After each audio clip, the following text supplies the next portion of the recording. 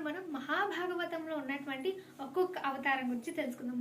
మొత్తం మనకి మహాభాగవతం ఎన్ని అవతారంలోనే 10 అవతారాలు అయితే ఉన్నాయి కదా. సో ఆ 10 అవతారాల్లోని మొదటి అవతారం అసలు ఎందుకు ఈ అవతారాలు భగవంతుడు ధరించాడు అన్నది ఫస్ట్ చూద్దాం. సో లోకాన్ని ప్రళయం నుంచి రక్షించడానికి, అలాగే దొంగిలించబడినటువంటి వేదాలు ఉన్నాయి కదా, సో వాటిని తీసుకొని రావడం కోసం భగవంతుడు అవతారమైనది మొదటి అవతారం ధరించాడు. అంటే హయగ్రీవుడు అనేటువంటి ఒక రాక్షసుడు బ్రహ్మదేవుని దగ్గర ఉన్నటువంటి వేదాల్ని తను దొంగిలించి సముద్ర గర్భంలో వెళ్ళి దాక్కుంటాడు అనమాట.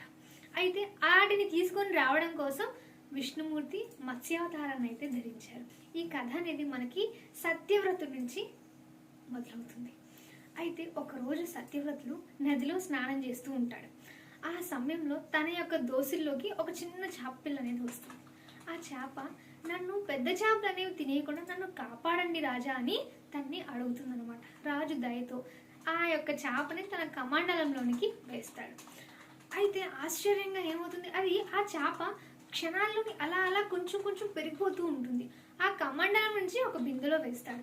ఆ బిందె నుంచి ఒక చెరువులోకి, అంటే దాని సైజ్ అనేది అలాగా పెరిగిపోతూ ఉంటుంది అనమాట. అది నదిలో వేస్తాడు. దాన్ని తీసుకొచ్చి నదిలో వేసిన తర్వాత అది ఇంకా పెరిగిపోతూ ఉంటుంది. అప్పుడు చివరికి అది సముద్రంలో వేయాల్సి వస్తుంది. సముద్రంలో వేశాడు. అది ఉన్నట్టుండి అలాగా సముద్రం అంత అయిపోతుంది దాని యొక్క పరిమాణం అనేది. రాజు చాలా ఆశ్చర్యంగా గురవుతాడు. అడుగుతాడంట, స్వామి మీరు సామాన్యమైనటువంటి చేప కాదు, మీరెవరో సెలవివ్వండి అని చెప్పేసి అడుగుతాడు. అప్పుడు శ్రీ మహావిష్ణువు ప్రత్యక్షమవుతాడు. సత్యవ్రత, మరికొద్ది రోజుల్లో ఈ లోకం మొత్తం కూడా ప్రళయం వచ్చి మునిగిపోతుంది, నువ్వు ఒక పెద్ద పడవని సిద్ధం చేసుకొని చెప్తాడనమాట. ఎవరు? మహావిష్ణువు. అందులోకి సప్త ఋషుల్ని, ముఖ్యమైనటువంటి విత్తనాల్ని, అలాగే జీవరాశులు అన్నింటినీ నువ్వు తీసుకొని రాని చెప్తాడు. అప్పుడు విష్ణుమూర్తి చెప్పినట్టే ప్రళయం వస్తుంది. అప్పుడు ఆ సమయంలో శ్రీ మహావిష్ణువు ఒక కొమ్ముని తీసుకొని వచ్చి చేప రూపంలో వస్తాడు.